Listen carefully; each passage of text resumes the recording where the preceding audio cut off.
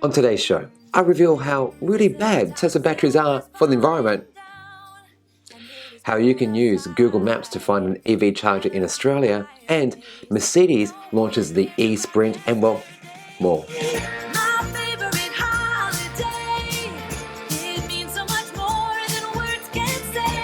Welcome everyone, my name is Chris and this is your show about everything happening in Australia and well, sometimes around the world in the space of renewables, electric vehicles and more. If you're new, welcome, thanks to returning subscribers and a big shout out to my patrons. And well, this week, hey, I'm joined by Nash from Tesla Gold and Ashley Hill. In addition, we've got Angelo and Ray Johnson. So thanks so much to those guys and everyone over at Patreon who supports me. I really do appreciate it. All right, so this is a mega show, which basically means it's more than 20 plus minutes long. So I do a few things. First up, I put timestamps down below so you can navigate to the story that you want to see as quickly as you want to see it. Also, there's this little progress bar, which moves along ever so slowly to let you know kind of where you might be at, just if you do the random little jump cut things, okay? All right, so let's get into the news. This last week, Google has actually released an update to the Google Maps service. Now, in the past, you could always actually find EV chargers using Google Maps, but they now have included the ability to actually customize it so it only shows you charging points with particular charging connections. Very handy indeed. So I'll give you a quick little demo. Basically, type into the search bar EV charging stations. Yep, it'll give you your nearest one to you, and as you can see here, there's quite a lot of different options available to me. But did you notice something? It says your plugs. So you can either say, hey, show me all types of plugs, or let's say you might have a Tesla and it's the CCS2. So you could say, okay, I want to just do that and show me what I can use there. And how you actually customize that is click on that little edit icon, and as you can see, you can actually modify it to show you charging connections that are only applicable to your car. That way you know it's actually going to be something you can plug into. At this moment in time, it still doesn't actually show you how many stations are in use, and also it doesn't work on the Chrome web browser either. So you can only get this option on your mobile phone. So check it out, very handy. Mercedes has just commenced production of the e-Sprint, a cargo van that's mainly used worldwide and heck, in Australia, it's used to deliver products to our doors.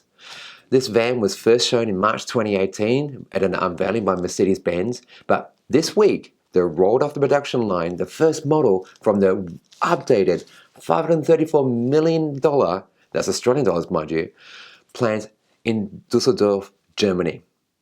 Specifications, it's got like a 55 kilowatt hour quad battery pack arrangement. It has 168 kilometers of range, 85 kilowatts of power, and 300 newton meters of torque. Initially offered with a high roof and a maximum gross weight of 3.5 tons and a maximum volume of 10.5 cubic meters, and able to take up to 900 kilogram payload. Now, I'm excited for this van, not because I plan on buying one, no, but because of the better future it will bring. And I mean, did you know that Sprint vans have sold more than 3.4 million units since they first started making them? They traveled more than 1 trillion kilometers. Now, imagine those same trillion kilometers with no fumes, no CO2, no PM2.5. That will make your Christmas present delivered by Amazon or eBay. So much the merrier, eh? Which car brand do you suppose is in the top 10 most trusted list for Australia? And let me give you a little hint. It starts with a T and ends with an A. Or is it the other way around? It's hard to tell. Anywho, market research firm Roy Morgan has just released its top 10 net trust score list for automotive brands, which features legacy car makers such as Toyota, Mazda, Honda, Subaru, Nissan, and Hyundai. They're in position like 1 through 6.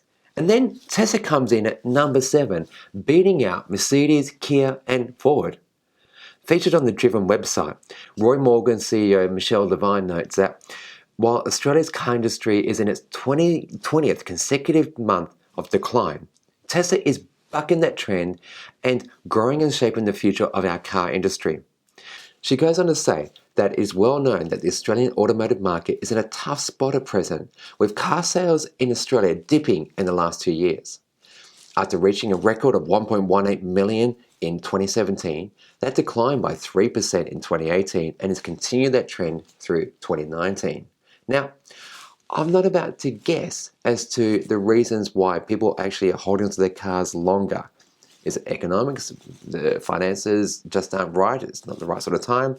Or maybe, just maybe, everyone's thinking, I'd like to get an electric car, but right now, they're not very affordable. And unless those prices come down through incentives, I'm not going to be buying nothing. Okay, so that's a very good segue to... For those new to the channel, Promises is a segment that I do about what our politicians are and aren't doing in the space of EVs, renewables and more. And well, this next part of the show actually came out on like Friday the 20th of December at 5 a.m. I promoted it about 7 a.m. and well, by 10 a.m. Scott Morrison announced his immediate return, immediate by the way, from Hawaii back to Australia. And well, just maybe I'd like to think I might have had a part in that. Maybe not, who knows. But nonetheless, the news items and stories and more importantly, the sentiment that is contained within these next bunch of stories still holds true today as it did last week. So in a second, you're going to see my clothes change a little bit, the lighting and well, a bit more hair, but nonetheless, enjoy. Now, before we go any further, quick little caveat here, shall we say. This is all 100% renewably powered, okay? And there's been no coal burnt in making this episode. So I thought it kind of timely in this current climate of ours where like the country is literally burning. There is smoke choking our towns and cities and there are people doing extraordinary things to help save it. I feel that the next few stories I'm about to present to you will tie really well together if I set the mood. That's better. Now, you see that guy? Yeah, that's Scott Morrison, who's decided that when the tough get going, you gotta have a holiday in Hawaii. Hashtag where's ScoMo? Yeah, well, because he's been working really, really hard for 7 straight months. Where, like, in May this year, he had a holiday in Fiji. And heck, everyone deserves a break from work, don't they? Right? Yeah. What's that, Scott? Miss Nixon can't have dinner whilst the state is burning, but you can have a holiday while the country burns down, people lose their homes, firefighters go without the equipment they need to fight the fires. What? You did do everything you could and you re-announced the same $11 million from 2018 for aerial firefighting equipment? Yeah, I see. Very good, very good, very good. And what's that? Fixing our climate crisis, drought, and our need to move to clean and green renewable power isn't a priority right now. Instead, you provide our nation with thoughts and prayers because, well, that helps. Yes, it does. I'm sorry, but honestly, how bad is that Scott Morrison, eh? Yes, take a holiday. Have a lay on the beach and think about the people of Australia whilst you're sipping on that Mai Tai, because I'm here to teach you about how Australia and well, the world is doing it for themselves. But can't quite get there because... You see, Scott, our renewable power industries are actually hamstrung by red tape, a lack of grid infrastructure, and poor policy decisions that are affecting their ability to bring to the 80% of Australians who believe that we should be going to 100% renewable as soon as we can. All right? We're fortunate in Australia to have the largest continuous electricity grid in the world, which connects all the way from far up north to way down south. But with solar and wind farms popping up here, there, and well, everywhere, they either don't have access to the national grid or the new technology that they have is incompatible with the hardware that actually dates back to the 60s. There are solutions which hydro and solar powered operator Tony Flannery suggests that the government should require superannuation funds to invest a fixed percentage of their investments in renewable projects and that this in turn will help pay for the upgrading of the national grid to accept more renewable energy. Now, I'm no stock market expert, but he suggests that by doing this, they could create bonds and have fixed interest rate return. I don't know. Economics. This controversial suggestion would mean that our super industry, who at present independently decide where to invest members' funds, like stocks, bonds, and real estate assets, would also have to have a portfolio of renewable projects. No doubt there will be people out there who won't like this, but seriously, how did we get the world's largest grid? Was it built for free? No! Taxpayers paid for it through what was then a government-owned electricity utility. Way back then. And, well, in this day and age of user pays, Bill Nye says it best. Nothing is for free. Deal with it, Scott. And so, that brings me to the next story, which thankfully is a positive one about how the Yallourn power station could be replaced by renewable technologies as early as 2023.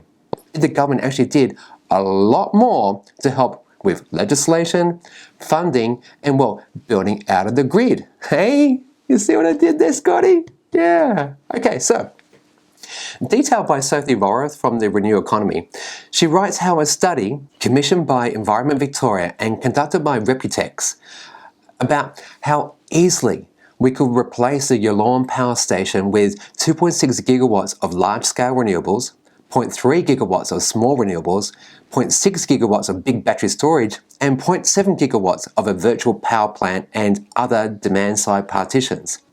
That sounds big, and I'll compare those numbers in a moment, but a brief on the Yallourn power station first. Located in the Latrobe Valley near Traralgon, this brown coal-fired thermal power station has like 6 generators and was built progressively from the 1920s through to the 1960s. It can output, best case scenario mind you, 1.4 gigawatts of power, which remains like the third largest power station in Victoria, supplying the state with about 22% of its electricity and, well, 8% to the national electricity market. In the past 18 months, Yallourn power station has broken down no less than like 33 times and has a decommission date of 2033. So there are some people right now starting to panic because building a coal power station takes like 5 to 8 years. So do something, right? No, wrong. Let's rewind and put in context what the closure of the Yallourn power station will be and, well, how it applies to renewable technologies. The 2.6 gigawatts of large-scale renewables, that is like wind and solar or pumped hydro, is like 80% larger in capacity than Yallourn. Why? Because the wind doesn't always blow or the sun doesn't always shine. So you need to have residual capacity in the system and spread it across multiple sites. Next, the 0.3 gigawatts of small renewables and 0.6 gigawatts of battery storage is to help support the grid through periods of low generation. Oh, and that size of battery, by the way, is just like 5 times larger than the first version of the Hornsdale battery. Okay, so finally, to also keep the lights on with fair income power, the study proposes the introduction of a 0.7 gigawatts of a virtual power plant. Now, what's a VPP, I hear you ask, Scotty?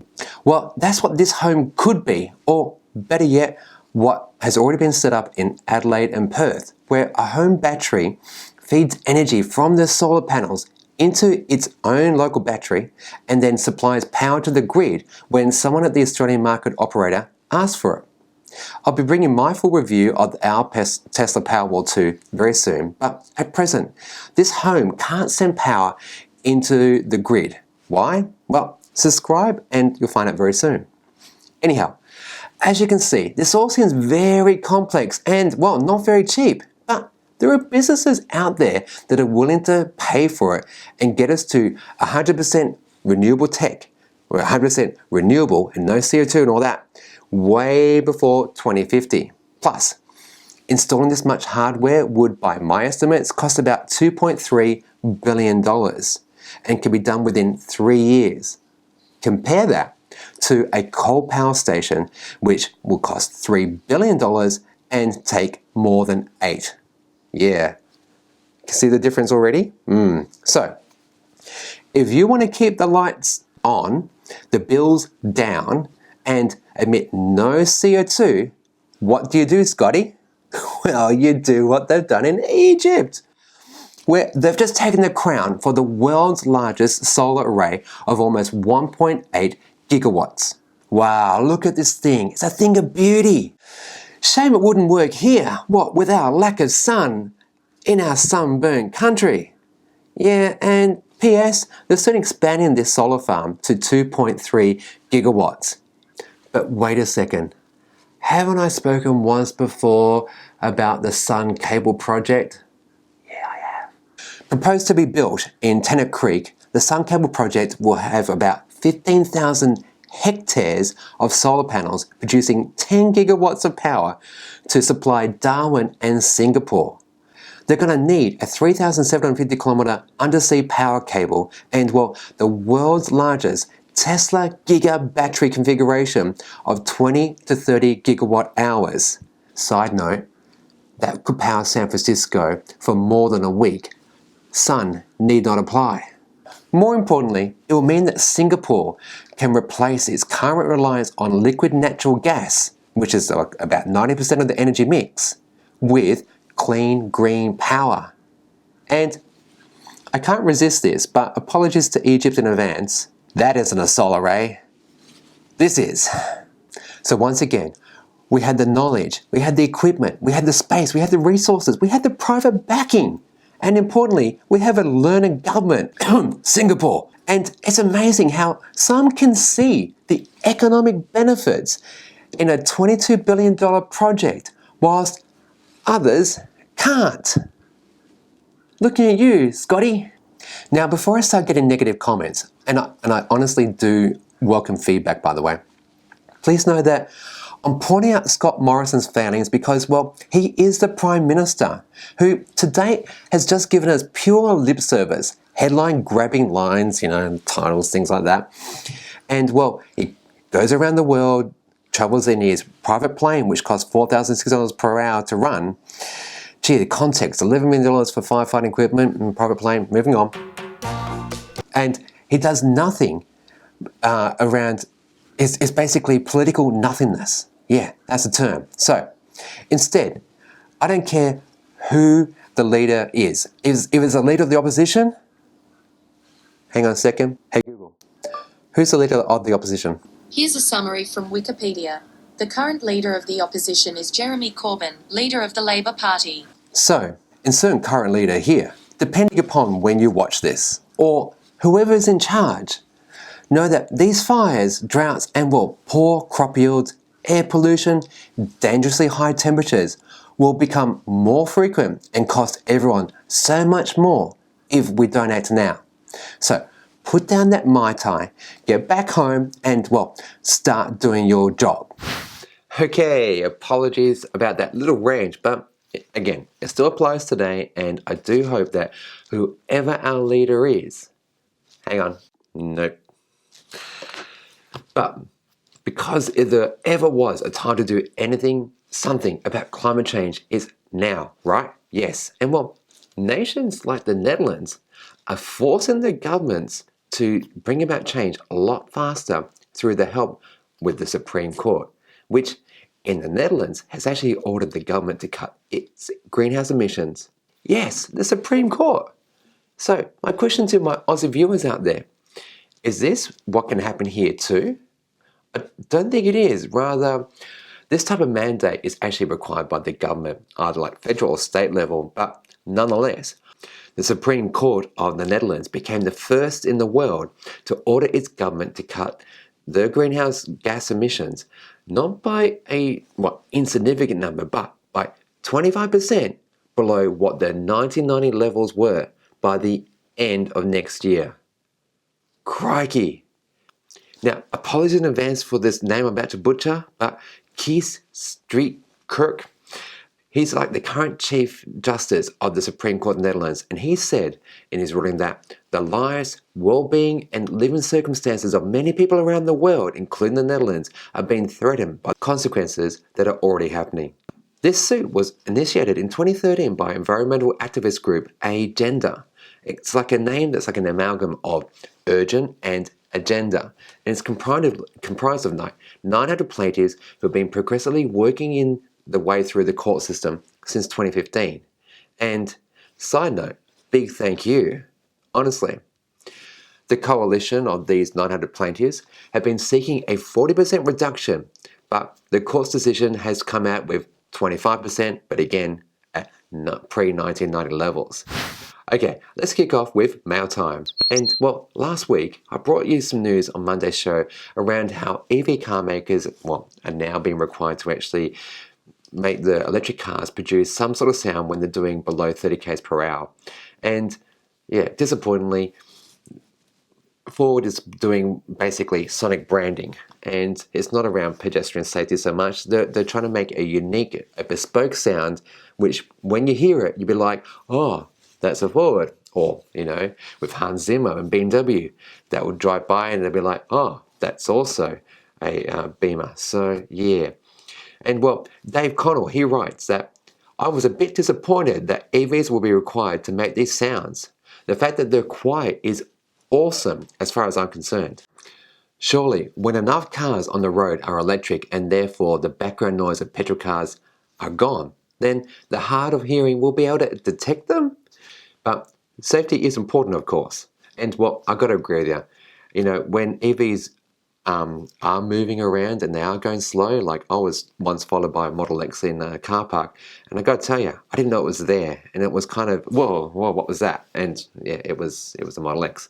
But I think people are assuming that everyone can hear, and well, unfortunately, there are the hard of hearing or people who are deaf and they can't hear them, and so the noises that can be emitted by that sort of the aircon sound, the tires on the road. Yeah, these are very subtle sounds that unfortunately some people's hearing just can't get. So yeah, this is probably something that does and will happen, but yeah, I think just it's ridiculous some of the sounds that are coming our way. The next few mail articles are from my Friday's video about Dear Scott, and well, first up, can I just say I'm really happy that you guys out there, some really thoughtful, respectful, and insightful comments have gone down there. And you only got like one naysayer who, was like, hey, Scotty's ignoring this whole sort of stuff. And yeah, okay, all right. But thankfully, people called him out on it. And, I don't know if we will change this guy's mind. He probably won't see it that way. But nonetheless, the best thing you can do, that when someone says to you, hey, climate change is not a thing, just ask them, can you demonstrate? Can you show me the facts behind that?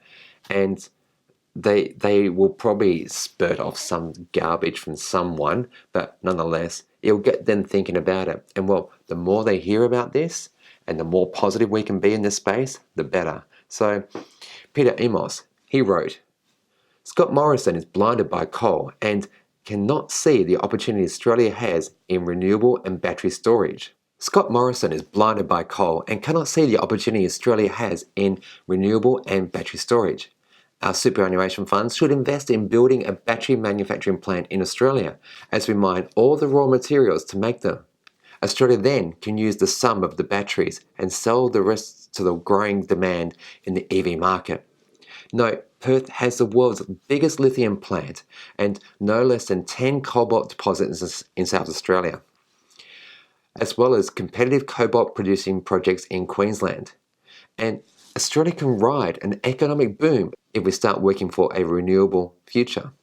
Further, if Australia converted to EVs, there is a potential of improving the GDP by 10% plus, as the country also imports petroleum, 11% of the GDP. Scott Morrison and the Libs are economic fools if they don't see these opportunities. That is some really awesome work there, and thanks so much for your links. That's really appreciated.